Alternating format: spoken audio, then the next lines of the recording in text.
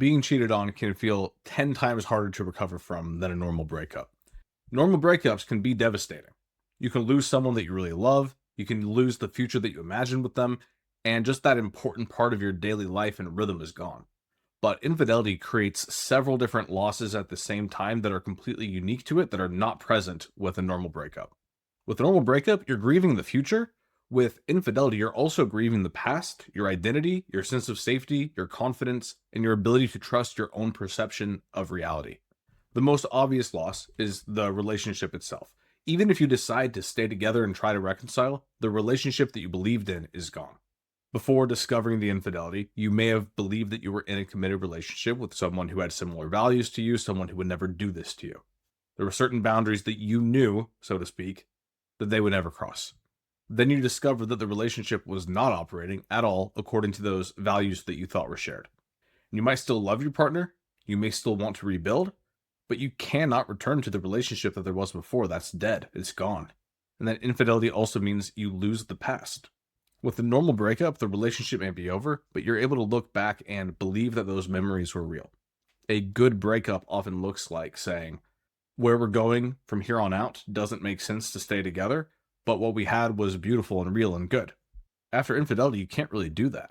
Because when you look back to a photograph, for example, you might be wondering whether your partner was already communicating with the affair partner at this point. Or you could think about an anniversary and wonder whether that memory that you at the time thought was really good, they were actually already pulling away and planning their exit and planning how they were going to discard you. And it's like you're trying to reconcile two different realities, the one that you thought you had, the past that you thought you had, and then the past that you're having to kind of recreate and read between the lines based on the new information you now have. And as a natural overflow of that, you start to wonder, like, can I even trust myself? Because I thought that it was this way, but now I'm having to reinterpret all of my past. You start to point the skepticism internally, like, why did I not see this? Were there signs that I missed?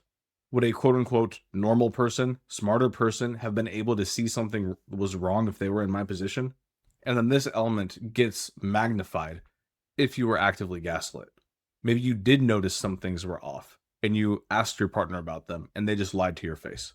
And maybe those explanations even seemed believable to you at the time. And the fact that they seem believable to you then feels like evidence now that you're just not a competent person. And if you're not a competent person now, then how can you make good decisions moving forward? It makes it feel like you could just be wrong about anything. On top of that, infidelity can also make you just lose your sense of safety. Close friendships and romantic partnerships in particular are really a big part of our emotional safety system. Your partner is usually the person that you turn to when life becomes difficult or when you have something good that happens and you want to share that joy with someone else. Infidelity, though, creates a really painful contradiction because the person you would normally go to for comfort or to magnify a good experience is now the person who caused you pain. And so part of you still wants them close because you still associate them with that safety. But then another part of you wants to push them away and wants to run from them because they are now associated with not feeling safe. This is why someone who's been cheated on can swing between wanting reassurance from their partner and then wanting nothing to do with them. Infidelity can also affect how you just view yourself, your self-concept. Before all this happened, you had certain beliefs about who you were. Maybe you believed that you were confident, strong, independent, good judge of character, insightful, intuitive. Maybe you had beliefs around cheating specifically, that you're the type of person who would leave the moment that someone cheated on you.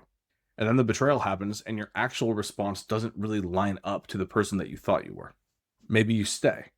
Maybe you become consumed by comparing yourself to the other person. Maybe you're checking phones and ask the same questions over and over again when you used to feel like you were chill and confident. So as the dust settles from the chaos created by infidelity, you're not only left wondering, who is this other person that I thought loved me and cared about me? But you might also be asking, who am I now after going through all this? And this can get really amplified because you might be judging yourself for the other reactions that I've already talked about. You might be ashamed for having those conflicting feelings of wanting them close and wanting them gone. You might feel ashamed for staying when you thought that you would always leave. You might feel stupid for not seeing it sooner. But it's a really hard situation to respond to and to get right. I don't think that there are very many people who are genuinely close, who had a good relationship, who were cheated on, who were betrayed, who just instantly know exactly how to respond.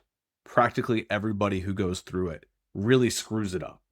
Nobody handles it or keeps it all together that well. So give yourself that permission to fail and know that it's not this permanent stain on your character or your identity or your judgment. It is just a very difficult thing to navigate. Another thing that infidelity can take from you is confidence in your own worth.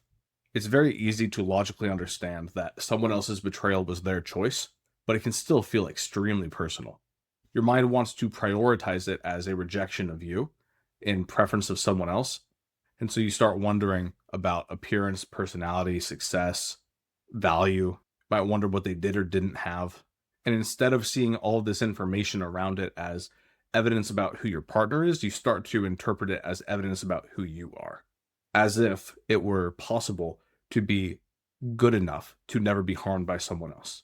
But you can go down the list, whether you think that there is a certain amount of attractiveness you could have to never be cheated on, or intelligence you could have to never be cheated on, or character. You could go down that list and you can find cases of celebrities or people that you know who match all of those things. Like the most stunningly beautiful or handsome people that you can imagine have been cheated on. The most brilliant and giving people in the world have been cheated on. There isn't a formula where if I was just this good enough, then it wouldn't happen. You could also look at it the other way. There are people who are very unattractive who have never been cheated on. There's a level of randomness to it. And so yes, they rejected you in a very real way, but it doesn't mean that there is something wrong with you. And so in light of all these things, there's more I could share too. Healing from infidelity and healing from just a normal breakup are very, very different. There's a lot more going on when it comes to infidelity. Because if it's months later or years later and you're still wrestling with all of this, it's not as simple as just getting over the love that you had for someone. There's this whole process of rebuilding an entire internal world that was disrupted by the betrayal. It's learning how to trust your perception again. It's separating your worth from someone else's choices. It's creating safety. It's letting go of controlling outcomes.